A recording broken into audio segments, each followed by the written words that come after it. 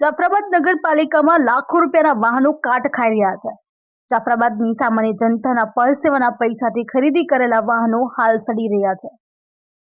જાફરાબાદ પાણી પુરવઠાના ટાંકાના વિશાળ મેદાનમાં ખડકાયેલા વાહનોને જોતા જેવું લાગે કે પાલિકા દ્વારા વસાવવામાં આવેલા વાહનો પાલિકાની બેદરકારીના કારણે કરોડો રૂપિયાના વાહનો કાટ ખાઈ રહ્યા છે। જનતા જનાર્દનના પરસેવાના પૈસાથી ખરીદાયેલા વાહનો સડી ગયા પણ કશી જ કાર્યવાહી થતી નથી। જાફરાબાદ થોડા દિવસમાં પહેલા લાગેલી આગ બચાવવા માટે પાલિકા પાસે કોઈ પણ જાતના સામાનો ન હોવાને કારણે લોકોને મસમોટું નુકસાન ભોગવવું પડી રહ્યું છે। જે પણ આગ બચાવવાના સામાનો છે તે કાટ ખાઈ રહ્યા છે, તે પણ વિશાળ મેદાનમાં પાલિકાની શોભા વધારી રહ્યા છે।